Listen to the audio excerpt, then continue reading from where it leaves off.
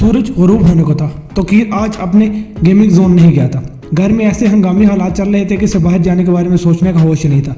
इसने अपने assistant alias को फ़ोन पर हदायत दे दी थी कि आज गेमिंग जोन के मामलात को किस तरह चलाना था। अलियास एक काबिल भरोसा और मुस्तैद शख्स था। जवेरिया ने अपने ताल्लुकात के तमाम घोड़े दौड़ा कर 2 करोड़ रुपये का बंदोबस्त कर लिया था। कुछ रकम तो इसके ज़ाती अकाउंट्स में पड़ी थी, बाकी 4-5 जगहों से टुकड़ों टुकड़ों में इसने जमा करके 2 करोड़ का फिगर रेडी कर लिया। इस सिलसिले में इसने अपनी तमाम ज्वेलरी भी फरोख्त कर दी। सोफ़ी इसके लिए दुनिया की हर शय से ज़्यादा कीमती और अहम थी। इसने अगवाकार की हिदायत के मुताबिक सोफिया के बाप सेठ अब्दुल करीम को इस उस्ताद के बारे में कुछ नहीं बताया। वो सोफ़ी की ज़िंदगी के हवाले से कोई छोटा सा रिस्क लेने को भी तैयार नहीं थी। अगवाकार ने हस्बे वादा थोड़ी देर पहले जवेरिया के नंबर पर 3 वीडियो क्लिप्स शेयर कर दिए जिनमें सोफ़ी किसी आलीशान बेडरूम में मौजूद थी। इसने जवेरिया के लिए एक वीडियो पैगाम भेजा, मामा मैं बिल्कुल ठीक हूँ, इन लोगों ने मुझे बड़े आराम और इज्जत से रखा हुआ है, आप प्लीज़ इनकी बात मान लें ताकि मैं जल्दी घर आ सकूँ, मुझे आपकी याद आ रही है। ये वीडियो क्लिप्स तोकीर ने भी देखे जो इस वक्त जवेरिया के नज़दीक ही बैठा हुआ था। जवेरिया ने टटोलने वाले अंदाज में पूछा, किन सोचों में गुम हो तोकीर? मेरे जहन में इस वक्त दर्जनों सवालात दीगा मस्ती मसरूफ़ है। वह एक गहरी सांस खारिज करते हुए बोला, लेकिन इनमें 2 सवालात ऐसे हैं जिनका जवाब तुम दे सकती हो। और वो 2 सवालात कौन से हैं? जवेरिया ने गहरी संजीदगी से पूछा। नंबर 1, वो इसकी आंखों में देखते हुए बोला, सोफ़ी आज अपनी गाड़ी में कॉलेज क्यों नहीं गई? जब मैं तुम्हारे बुलाने पर गेमिंग जोन से वापस आया तो सोफ़ी की गाड़ी पार्किंग में खड़ी थी। नंबर 2, लम्हाती तवक्कुफ़ करके इसने अपनी बात मुकम्मल की, असलम भाई दुबई वाले के बंदे ने तुम पर यह शर्त क्यों आयद की कि सोफ़ी के बारे में इसके बाप सेठ अब्दुल करीम को कुछ नहीं बताना? हमारे पास 2 गाड़ियाँ हैं, जवेरिया वजाहत करते हुए बोली, एक हम दोनों के इस्तेमाल में होती है और दूसरी सोफ़ी के लिए महसूस है।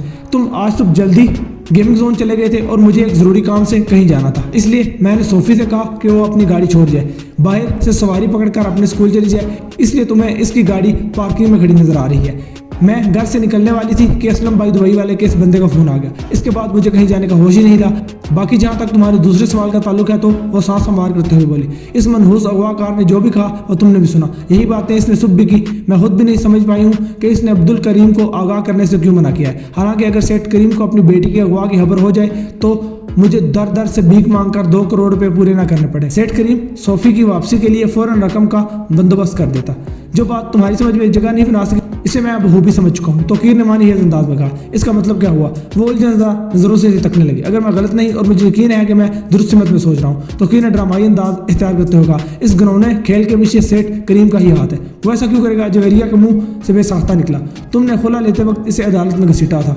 तोकीर ने जवाब दिया, वो इस बेइज्जती को भूला नहीं होगा, वो तुम्हें कंगाल करना चाहता है। तोकीर ये तुम क्या कह रहे हो? जवेरिया के लहजे में उलझन और हैरानी की आमेजिश थी। इस नौयत के अगवा में तावान के तौर पर 10-20 लाख से ज़्यादा डिमांड नहीं की जाती। तोकीर ने तंजिया अंदाज में कहा, 2 करोड़ रुपये बहुत बड़ी रकम है। तुम सोफ़ी को आज़ाद कराने के बाद कई लोगों की मकरूज़ हो जाओगी।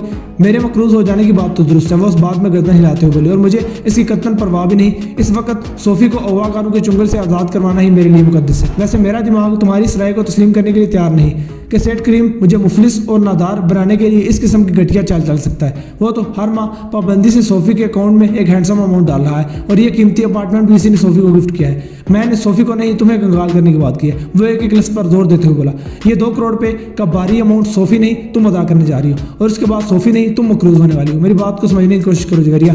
वो चंद लम्हा तक मुतज़ब्ज़ब नज़र से तोकीर को देखने के बाद अजीब से बेजार कुन लहजे में बोली, तो तुम ये सब ऐसे वसूख से कह रहे हो जैसे सेठ करीम ने सोफ़ी को अगवा कराने से पहले तुमसे सलाह ली हो। अगर ये कोई मजाक नहीं है तो मैं ये समझता हूँ कि ऐसी बातों के लिए ये मुनासिब वक्त नहीं। वो सपाट आवाज़ में बोला, इस वक्त हम दोनों नहायत ही नाजुक हालात से गुजर रहे हैं। बाहर क्या जो मेरे जहन में था तुम्हें बता दिया और ये ज़रूरी नहीं कि मेरी सोच ही सही हो।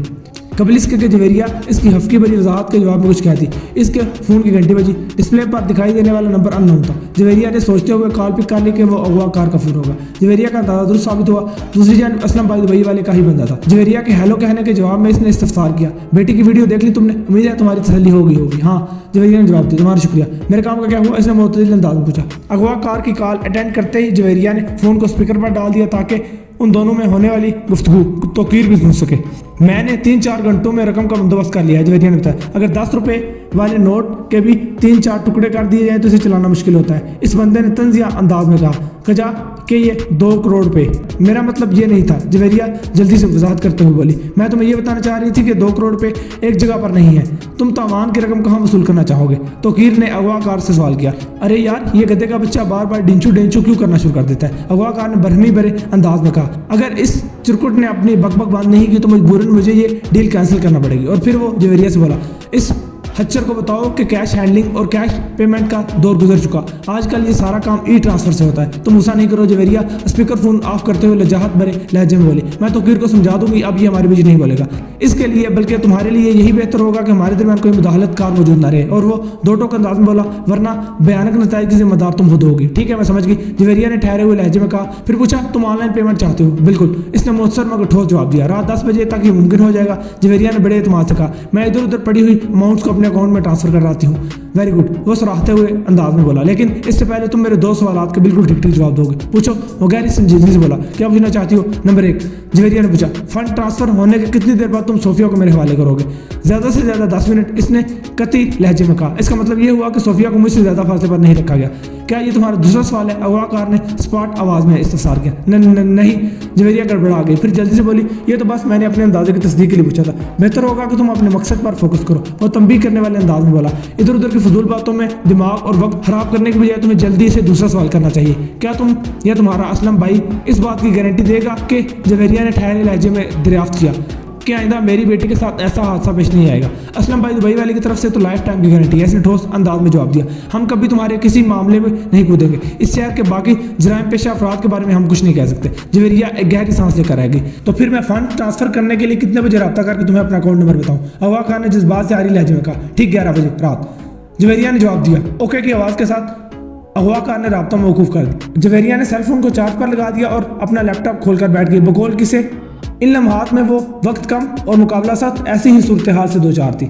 रात का 1 बजा हुआ था। इसे तकनीकी एतबार से आप सुबह का आगाज भी कह सकते हैं, क्योंकि ये चंद घंटों बाद इनकी जिंदगी की नई सुबह तुलू होने वाली थी। वो तीनों एक हैप्पी फैमिली के मान बैठे गपशप कर रहे थे। फंड ट्रांसफर के ठीक 7 मिनट के बाद सोफिया और सोफी अपने अपार्टमेंट के दरवाजे पर खड़ी थी। जवेरिया ने अपने जिगर के टुकड़े के लिए अपार्टमेंट की ग्रिल और लकड़ी का वाला दरवाजा खोल रखा था। अगवाकार ने तावान की रकम वसूल करने के चंद मिनट बाद ही अपना वादा पूरा कर दिया था। वो सब बहुत खुश थे, खसूसन जवेरिया के लिए सोफी की बेहिफाजत वापसी गोया ईद का चांद नजर आ जाने के मुतरादिफ थी। वो रात उन्होंने जाकर गुजारी।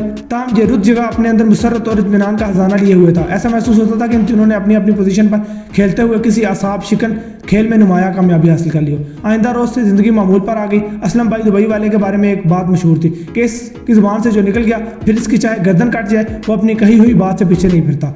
यही वजह थी कि वो हर लिहाज से मुतमईन होकर अपनी रूटीन पर आ गए। इस वाक़े के 2 रोज बाद तोकीर की फ़ोन की घंटी बजी और शाम का वक्त था। तोकीर इस वक्त अपने गेमिंग जोन में मौजूद था। इसके सेल फोन के डिस्प्ले पर एक अजनबी नंबर आ रहा था। हेलो, इसने कॉल रिसीव करते होगा। दूसरी जानब से सवाल आया, पहचान गया। तोकीर ने बड़े वसूख से जवाब दिया, ये कैसे मुमकिन है कि मैं अपने बिजनेस पार्टनर कराची वाले असलम भाई को ना पहचानूं? ओह, तो ये बात है, असलम भाई ने तंजिया लहजे में कहा। फिर इस्तफसार किया, क्या इस पार्टनरशिप बिजनेस के लिए हमारे बीच कोई कॉन्ट्रैक्ट साइन हुआ है?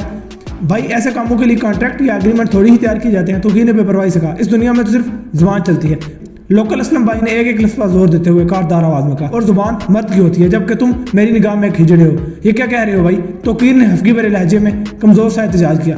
इस रोज तुमने फोन पर मुझे फटीचर, टटपुछिया, पैरासाइट, कंगलस्तान, गधे का बच्चा, चुरकुट, ढिंचू गधा और जाने क्या क्या कहा था। मैं ये सोचकर इस जिल्लत को सह गया कि इसके बदले मुझे 50% शेयर यानी 1 करोड़ से 10-20 लाख ऊपर दोगे, मगर तुम मेरे हिस्से की बात करने के बजाय मुझे हिजड़ा कह रहे हो। ये कहाँ का इंसाफ है असलम भाई कराची वाले? मेरी बात ध्यान से सुनो, असलम भाई ने ठहरे हुए लहजे में कहा। मैं इस वक्त इस्लामाबाद एयरपोर्ट के डिपार्चर लॉन्च में बैठा हुआ हूँ। चंद मिनट बाद मेरी दुबई की फ्लाइट है। मतलब ये कि चंद घंटे बाद मैं वाक़अतन असलम भाई दुबई वाला बन जाऊँगा। जहाँ तक तुम्हारे हिस्से की बात है तो लम्हाती तवक्कुफ करके इसने सनसनीखेज अल्फाज में कहा, शुक्र करो मैंने जवेरिया को तुम्हारी असलियत के बारे में नहीं बताया, वरना इस वक्त तुम मुझसे एक बात करने के बजाय पुलिस की कस्टडी में होते। तुमने एक ऐसी औरत के भरोसे की पीठ में जहरीला खंजर गोंपा है जो तुम्हारे और तुम्हारी बीवी बच्चों के साथ 100% मुखलिस है। इस नेक दिल और खुदातरस औरत ने लाखों रुपए खर्च करके तुम्हें एक जदीद आलीशान गेमिंग जोन बनाकर दिया और तुमने मजीद दौलत की हवस में इसकी बेटी को अगवा करने का मंसूबा बना लिया। तुमसे ज़्यादा बड़ा एहसान फरामोश इंसान इस दुनिया में कोई और होगा ही नहीं। मुझे लेक्चर देने की बजाय तुम एक लम्हे के लिए अपने गिरबान में भी जानकर देख लो। तोकीर ने जले बुने अंदाज में कहा, तुमने भी 2 करोड़ के एवज कोई नेक काम नहीं किया। मैंने जो भी किया है वो मेरे पेशे का तकाजा था। असलम भाई ने फखरिया अंदाज में कहा, मैं एक प्रोफेशनल हूँ। इस नौयत के असाइनमेंट पर मेरा रोजगार है जिस पर मुझे किसी किस्म की कोई पेशमानी नहीं। बाहर में जाओ तुम, तोकीर ने बेसाता बिन्ना कर कहा। अगले ही लम्हे उसे एहसास हुआ कि इसका तबर्रा असलम भाई की समात तक रसाई हासिल नहीं कर पाया। अपनी बात मुकम्मल करने के बाद इसके बिजनेस पार्टनर ने लाइन काट दी थी। तोकीर ये सोचे भी ना रह सका। मैंने एक बड़ी मछली का शिकार करने के लिए असलम भाई को कलाबे के तौर पर इस्तेमाल किया था, लेकिन वो कमबख्त कलाबा मेरा शिकार खुद ही हड़प कर गया। मैं शिकारी नहीं, अनाड़ी हूँ। मुकद्दर का भिखारी हूँ। ऐसे ही मौके के लिए कहा जाता है, तदबीर कनन बंदाए तकदीर कुनन हंदाए।